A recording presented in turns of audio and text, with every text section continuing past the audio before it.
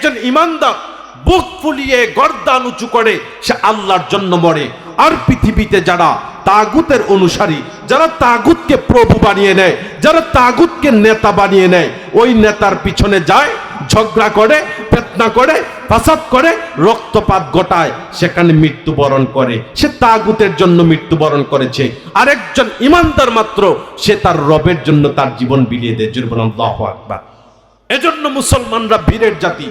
তারা কাফেরদের ভয় পায় না, তারা মুশরিকদের ভয় পায় না। মুশরিকরা যতই শক্তিশালী হোক না কেন, মুসলমানরা তাদের তাওহীদের যে চেতনা আছে, ওই চেতনায় উজ্জীবিত হয়ে মুশরিকদের গুলির সামনে দাঁড়াতে, বুলেটের সামনে দাঁড়াতে, বোমার সামনে দাঁড়াতে একবার ভাবে না। জোরে বলেন ঠিক কিনা?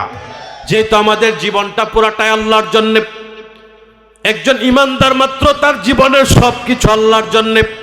তার মরণটা যদি মরণ হয় সেটা হবে আল্লাহর জন্যে। জীবনের যত ত্যাগ এবং কুরবানি এগুলো আল্লাহর জন্যে। আল্লাহ রাব্বুল আলামিন রাসূলুল্লাহ সাল্লাল্লাহু আলাইহি সাল্লামকে নির্দেশ দিলেন, কুল ইন্না সলাতি ওয়া নুসুকি ওয়া মাহইয়ায়া ওয়া মামাতি লিল্লাহি রাব্বিল আলামিন। জোরে বলুন আল্লাহু আকবার। হে রাসূল, আপনি বলেন ইন্না সালাতি, আমার সালাত। এখানে সালাত বলতে শুধু সালাত নয়, আমার যত যাবতীয় ইবাদত আছে সবগুলো একজনের জন্য। তিনি কে? আরো জোরে বলেন, তিনি কে? কুল ইন্না সালাতি, আমার সালাত, ওয়া নুসুকি, আমার কুরবানি। এই কুরবানি শুধুমাত্র জিলহজের 10 তারিখে পশু কুরবানি না। আমরা যে ঈমান আনয়ন করার কারণে আমাদেরকে বাড়িতে থাকতে দেওয়া হতো না, আমাদেরকে সমাজে থাকতে দেওয়া হতো না, আমাদেরকে ঘর হারা করে রাখতো, বাড়ি হারা করে রাখতো, সমাজ হারা করে রাখতো, দিনের পর দিন আমাদেরকে পরিবার থেকে বিচ্ছিন্ন করে রাখতো, আমাদের নামে মিথ্যা হামলা, মিথ্যা মামলা দিয়ে জেলে বন্দি করত, আমাদের নেতাদেরকে অন্যায়ভাবে ফাঁসি দিত। এই যে কুরবানিগুলো আমরা করেছি, এগুলো কার জন্যে? আরো জোরে বলেন, কার জন্যে? ইউকাতিলুনা ফি সাবিলিল্লাহ, তোমরা আল্লাহর রাস্তায় জিহাদ করবে, আল্লাহর রাস্তায় লড়াই করবে।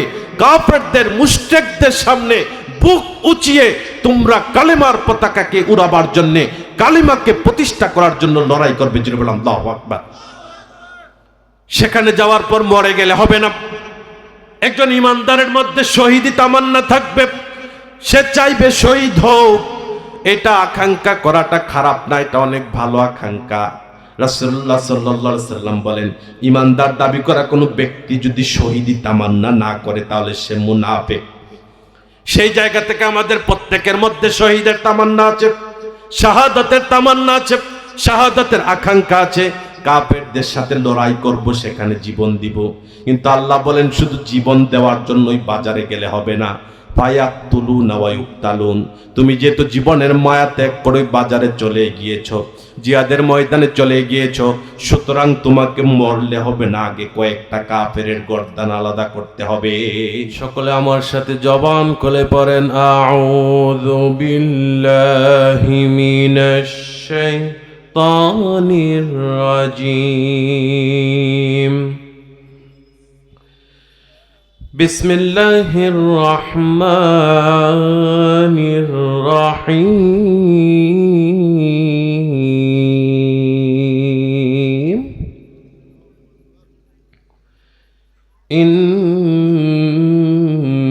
ইন্নাল্লাহা ইশতারা মিনাল মুমিনিন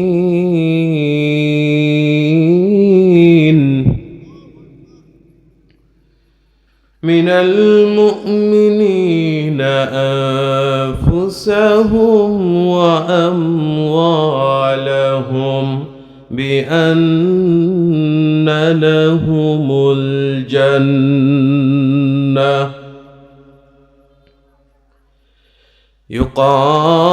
يقاتلون في سبيل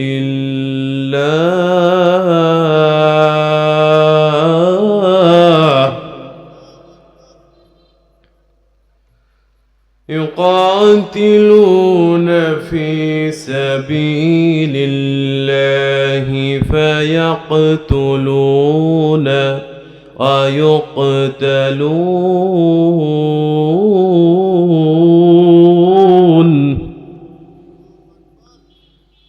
صدقت يا ربنا إن الله وملائكته يصلون على النبي يا أيها الذين آمنوا صلوا عليه وسلموا تسليما شكل درود إبراهيم পড়েন اللهم صل على محمد وعلى آل محمد كما صليت على إبراهيم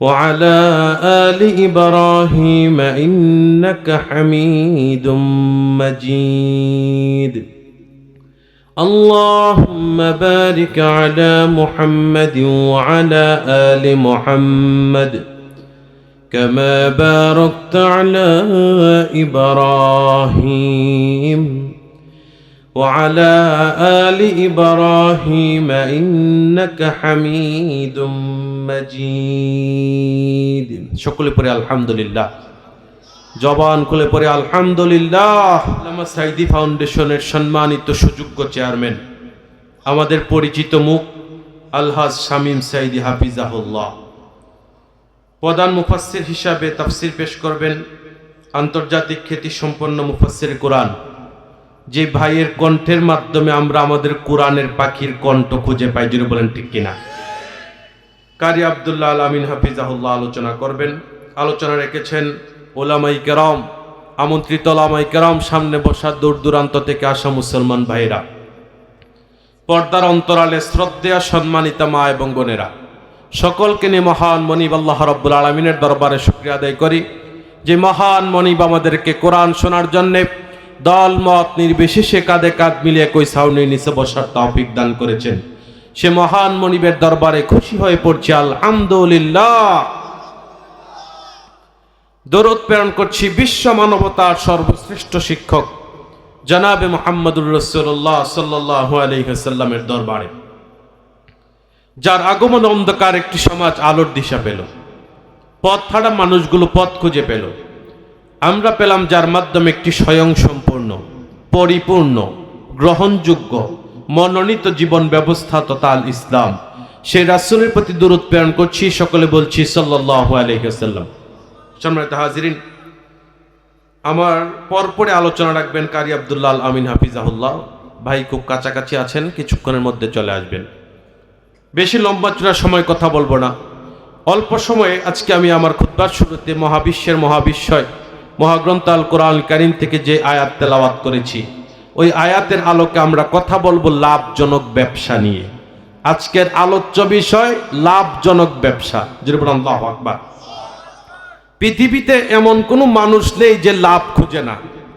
আপনার কাছে যদি 50 লক্ষ টাকা থাকে আর কেউ যদি আপনাকে সংবাদ দেয় এমন একটা জায়গায় ইনভেস্ট করার জন্য যেখানে কোনোদিন ক্ষতি হওয়ার সম্ভাবনা নেই শুধু লাভ হবে লাভ ব্যতীত ক্ষতি হওয়ার সম্ভাবনা নাই ওই লোকটা কি বসে থাকবে না দৌড়াবে আরো জোরে বলেন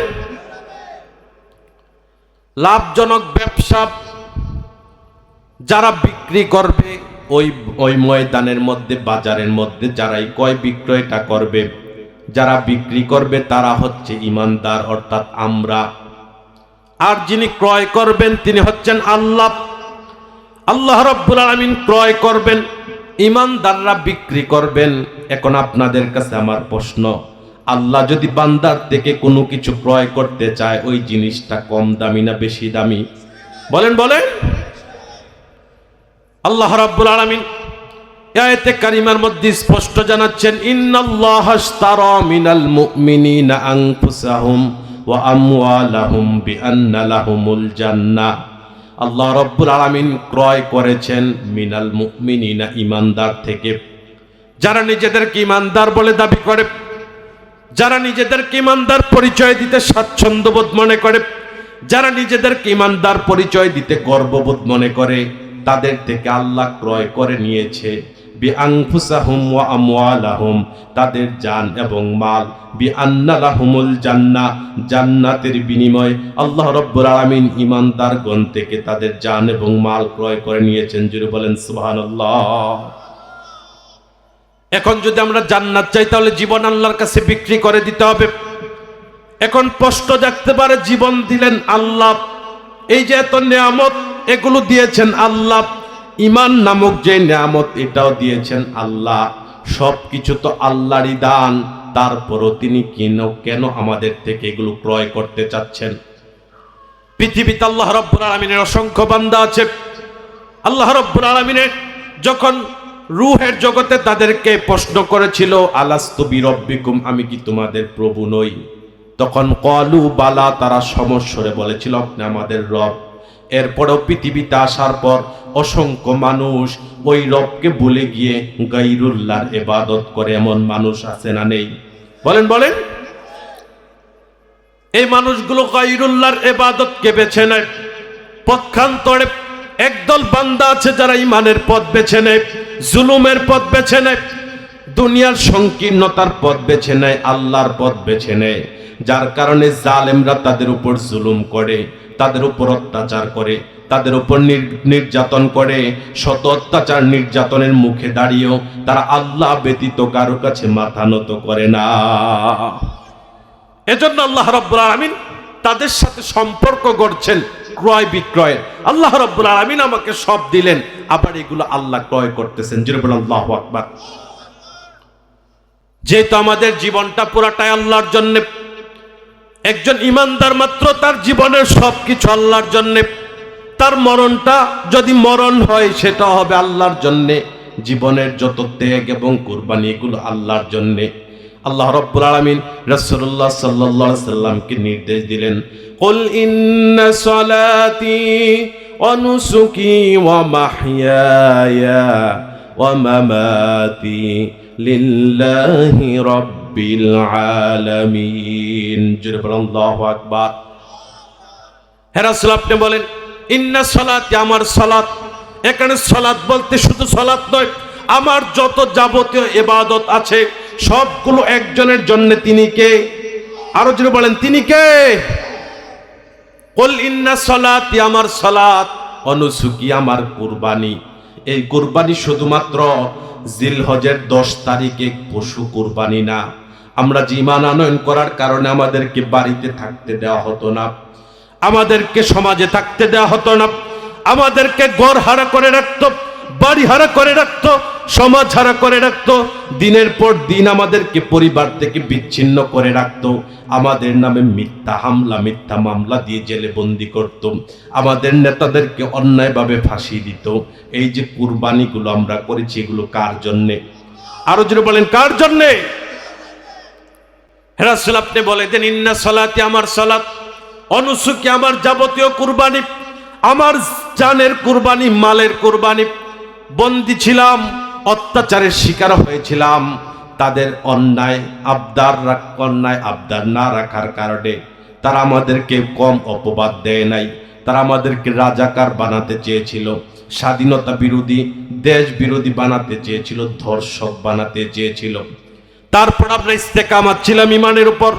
এই যে কুরবানি, আল্লাহর জন্য কুরবানি করলাম, পরিবারের সাথে থাকতে দিত না, সমাজে থাকতে দিত না, দেশে থাকতে দিত না, মিথ্যা হামলা, মিথ্যা মামলা করে আমাদেরকে স্বাভাবিক জীবন যাপন পরিচালনা করতে দিত না। এই যে কুরবানিগুলো একজন ঈমানদারের, এই কুরবানিগুলো হবে কার জন্যে? আরো জোরে বলেন, কার জন্যে? অমাহিয়া, এই যে জীবনটা আল্লাহ দিয়ে রেখেছেন, যদি জান্নাত চাই তাহলে তো জীবন আল্লাহর কাছে বিক্রি করে দিয়েছি, তারপরও আমি শ্বাস নিচ্ছি, চলাফেরা করতেছি। এই যে শক্তিটা আল্লাহ দিলেন, এটা আল্লাহ আমাকে বোনাস দিলেন। সুতরাং এখন আমার বেঁচে থাকাতে হবে আল্লাহর জন্য। অমামাতি লিল্লাহি রাব্বিল আলামিন।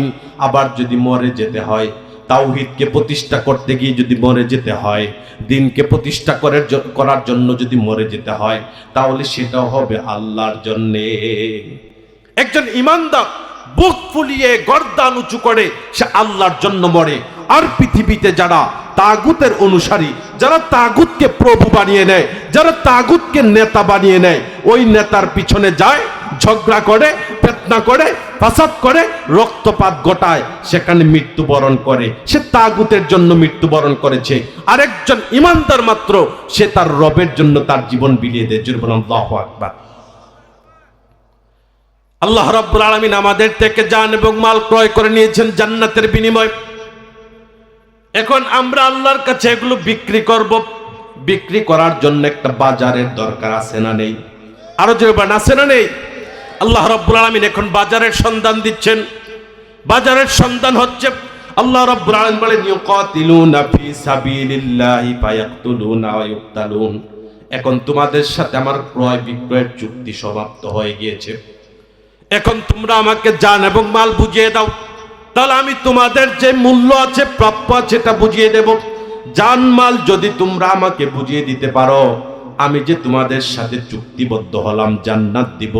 আমি আল্লাহ জান এবং মাল দেওয়ার সাথে সাথে জান্নাত দিতে কার্পণ্যবোধ করব না।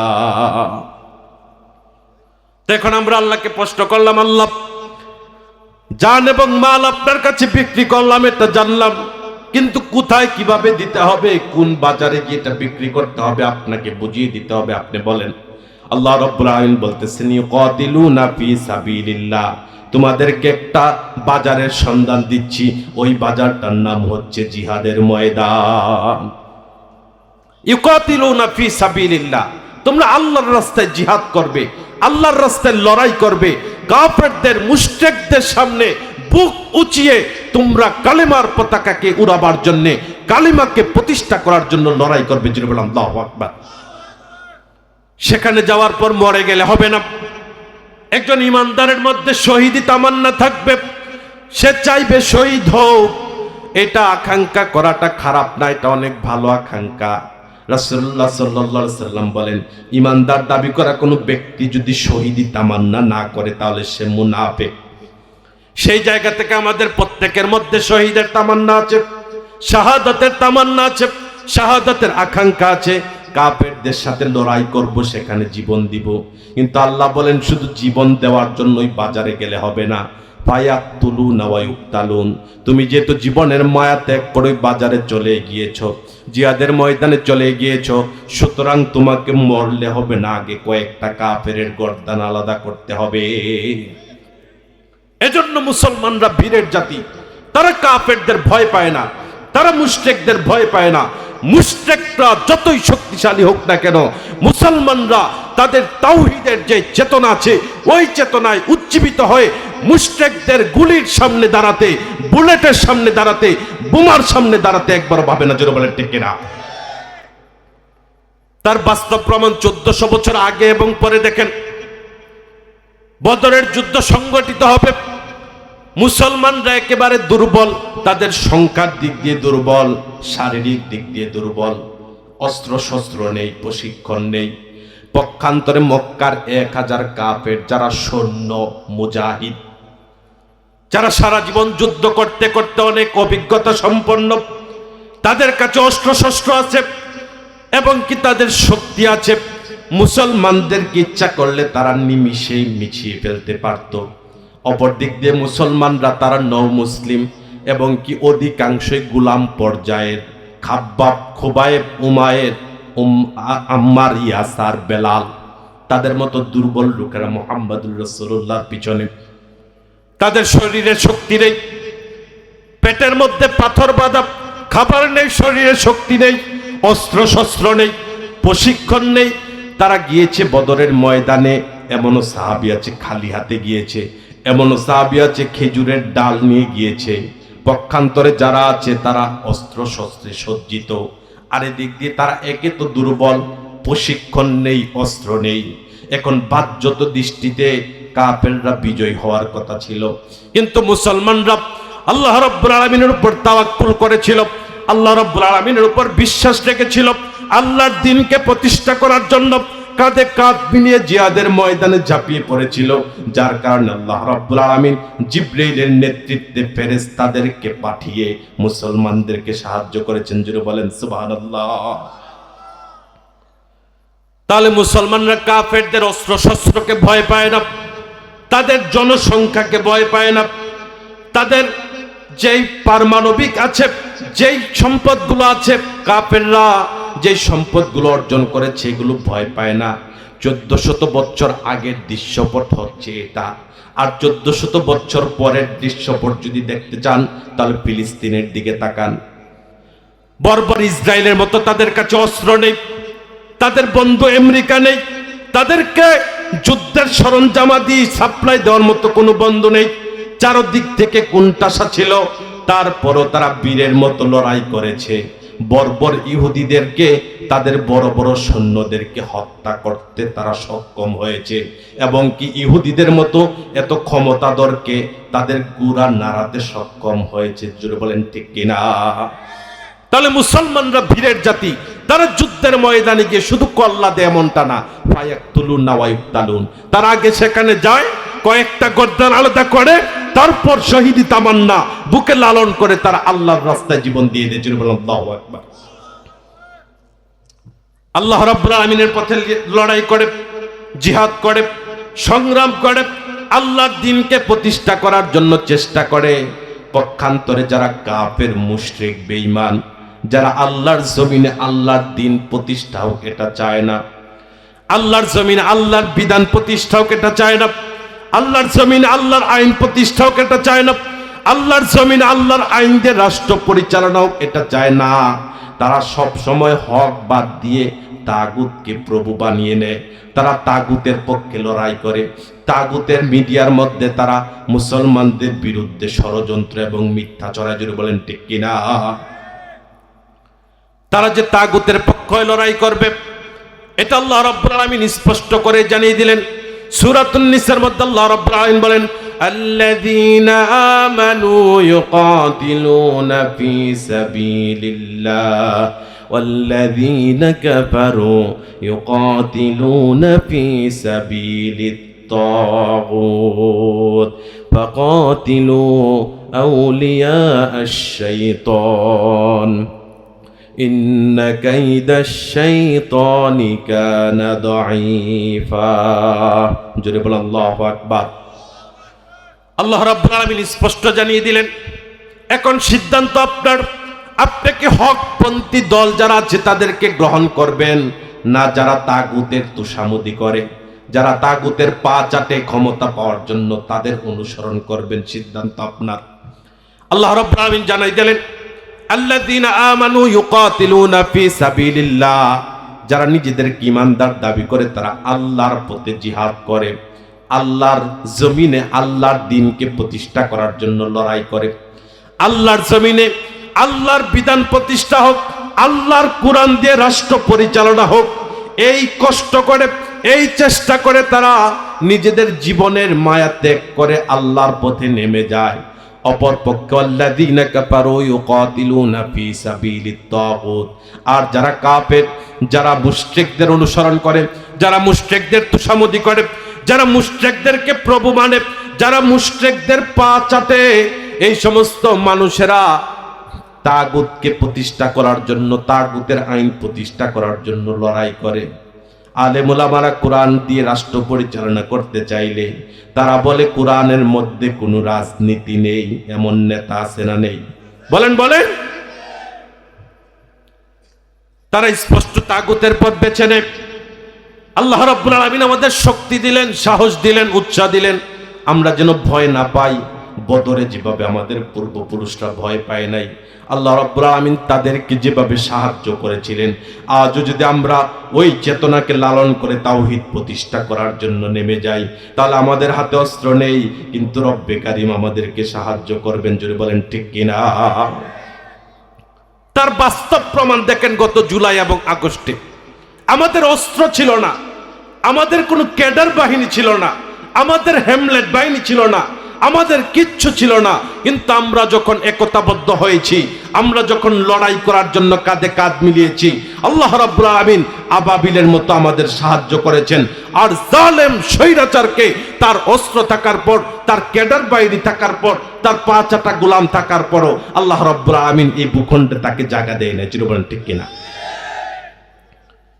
আল্লাহ রাব্বুল আলামিন এই কথাই আমাদের বলছেন, ফাকাতিলু আউলিয়া আশ-শাইতান, তোমরা মনোবল হারিও না, দুর্বল মনে করিও না, একতাবদ্ধ হয়ে যাও। ফাকাতিলু আউলিয়া আশ-শাইতান, এই যে শয়তানগুলো আছে এবং শয়তানের সন্তানগুলো আছে, তারা শয়তানের চেয়ে নিকৃষ্ট। কিভাবে তারা শয়তানের চেয়ে নিকৃষ্ট? আল্লাহ যখন আদমকে বানালেন, বানানোর পর তাকে সম্মানিত করলেন, ফেরেশতাদেরকে বললেন উসজুদু লি আদম, আদমকে সিজদা করো। ফাসাজাদু ইল্লা ইবলিস, সাথে সাথে সমস্ত ফেরেশতারা সিজদার মধ্যে লুটিয়ে পড়ল, ইল্লা ইবলিস, ইবলিস সিজদা করে নাই। সে আল্লাহর কাছে যুক্তি উপস্থাপন করলো, আল্লাহকে সে বুঝাচ্ছে না খৈরুম মিনহু, আমি তার থেকে উত্তম। খলাকতানি মিন নারি ওয়া খলাকতাহু মিন তিন, আমাকে সৃষ্টি করা হয়েছে আগুন থেকে, আর আদমকে সৃষ্টি করা হয়েছে মাটি থেকে। আগুনের স্বভাব উপরে ওঠা, মাটির স্বভাব নিচে যাওয়া, সুতরাং আমি তার থেকে উত্তম। আল্লাহ রাব্বুল আলামিনের সামনে যখন শয়তানের যুক্তি পেশ করেছে, ওয়াকানা মিনাল কাফিরিন, সাথে সাথে আল্লাহ রাব্বুল আলামিন ওই শয়তান থেকে মুআল্লিমুল মালায়েকা যে পদবি ছিল, সম্মান ছিল, এটা সাথে সাথে কেড়ে নিলেন এবং তাকে কাফের বানিয়ে দিলেন। এখন আমার ভাইরাই, ঘটনা থেকে একটা শিক্ষা আছে। ইবলিস সেদিন আল্লাহর সামনে দাঁড়িয়ে আল্লাহর একটা আদেশ অমান্য করেছিল, কিন্তু তার বিপরীতে তার বানানো কোনো আদেশ আল্লাহ রাব্বুল আলামিনকে চাপিয়ে দেয় নাই। পৃথিবীতে আল্লাহর জমিনে মানুষ দাবি করা, আল্লাহর গোলাম দাবি করা, মুসলমান দাবি করা, এমন কিছু কুলাঙ্গার আছে, দুনিয়ার সামান্য স্বার্থের জন্য তারা আল্লাহর বিধানকে তো স্বীকার করেই, সাথে সাথে মানব রচিত বিধান মানুষের ঘাড়ে চাপিয়ে দিতে চায়।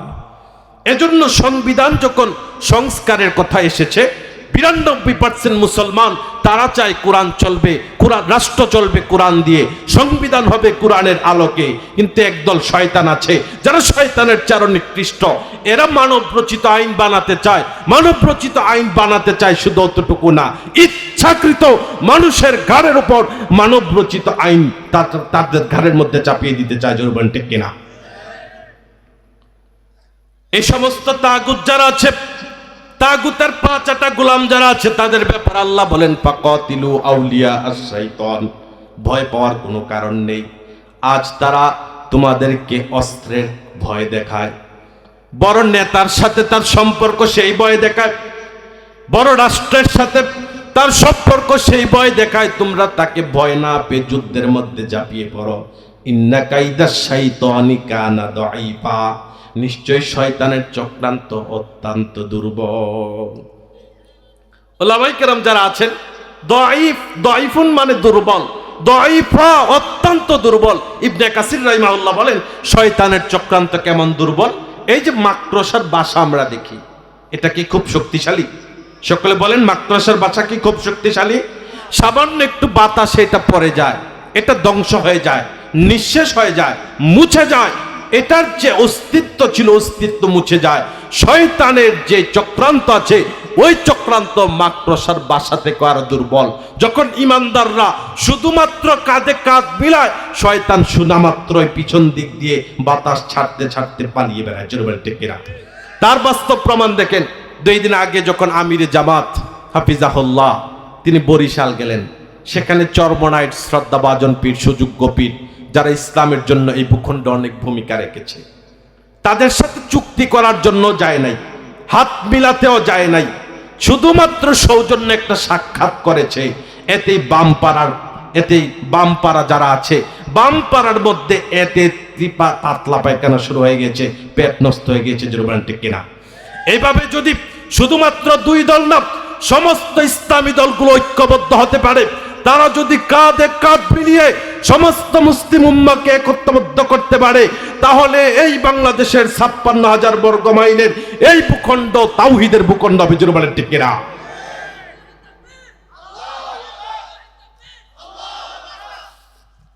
আমার ভাইয়েরা, যেটা বলতেছিলাম, আল্লাহ রাব্বুল আলামিন আমাদেরকে অভয় দিচ্ছেন, শক্তি দিচ্ছেন, সাহস দিচ্ছেন।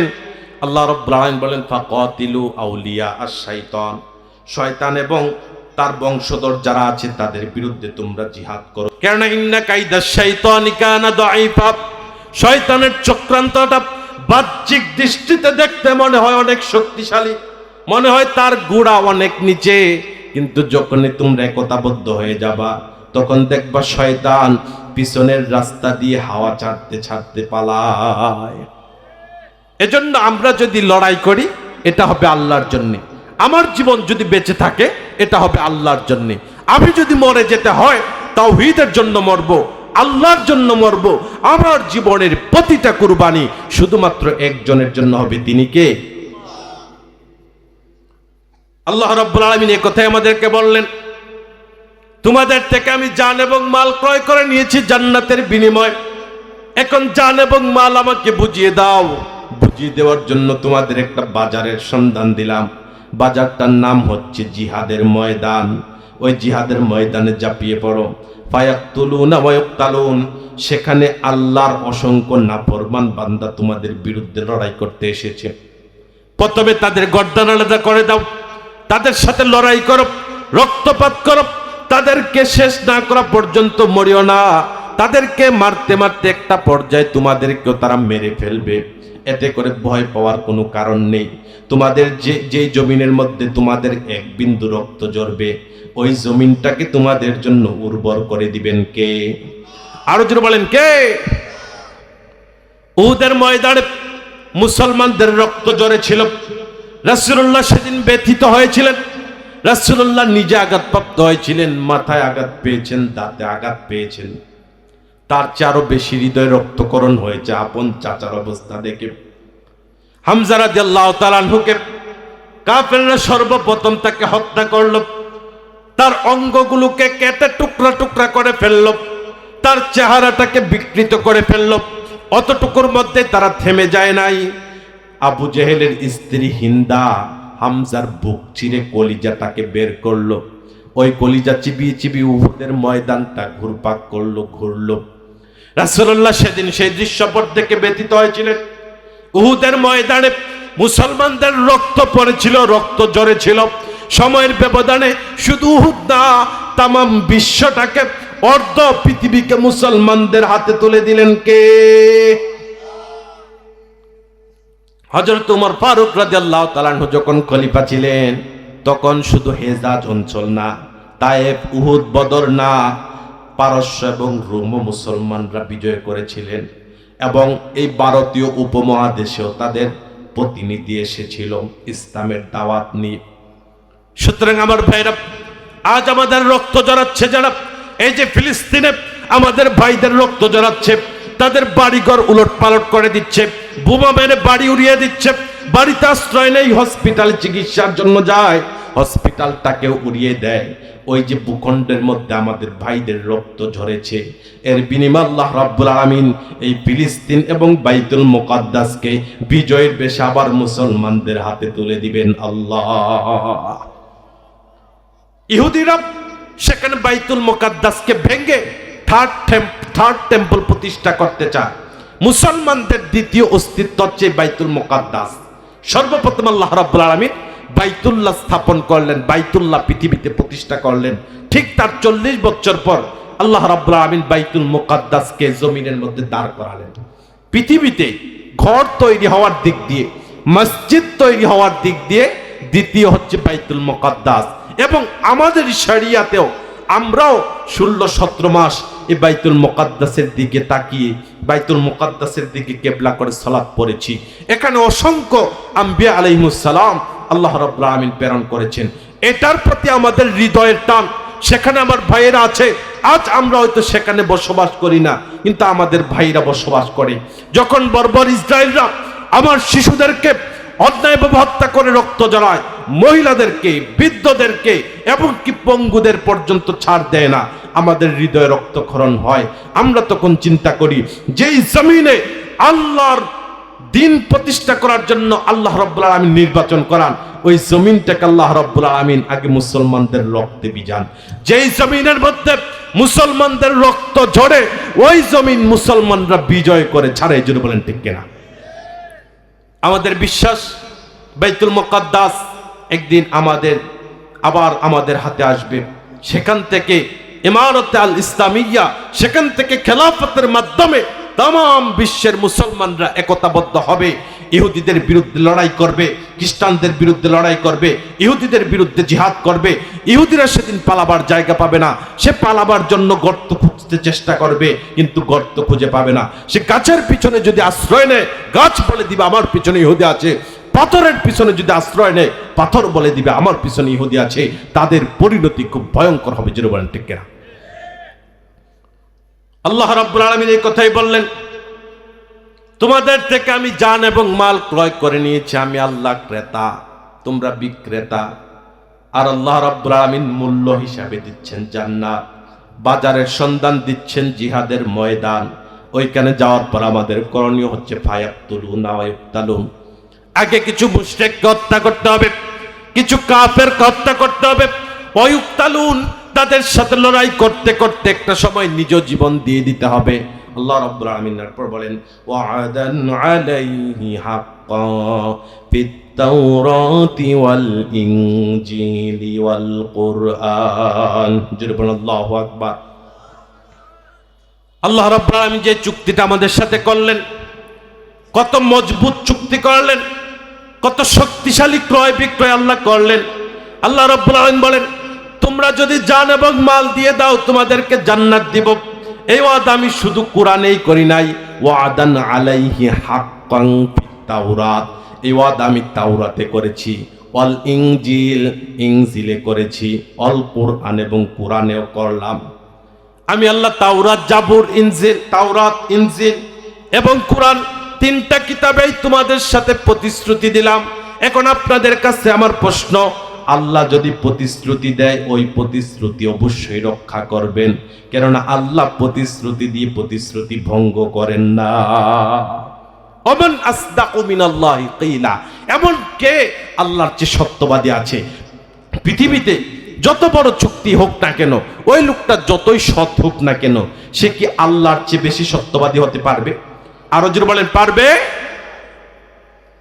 আল্লাহ রাব্বুল আলামিন এই কথাই বলছেন, ওয়াদান আলাইহি হাক্কান ফিত তাওরাতি ওয়াল ইনজিলি ওয়াল কুরআন। আমি আল্লাহ তোমাদেরকে যে জান এবং মালের বিনিময়ে জান্নাত দেব, এই ওয়াদা আমি তাওরাতে করেছি, ইনজিলে করেছি, কুরআনেও করলাম।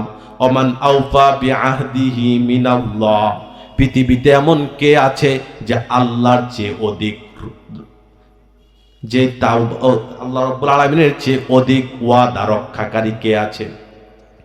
ওমান আওফা বিআহদিহি মিনাল্লাহ, এমন কে আছে যে বেশি ওয়াদা রক্ষা করবে আল্লাহর চেয়ে? অর্থাৎ আল্লাহর চেয়ে বেশি ওয়াদা রক্ষাকারী কেউ নেই।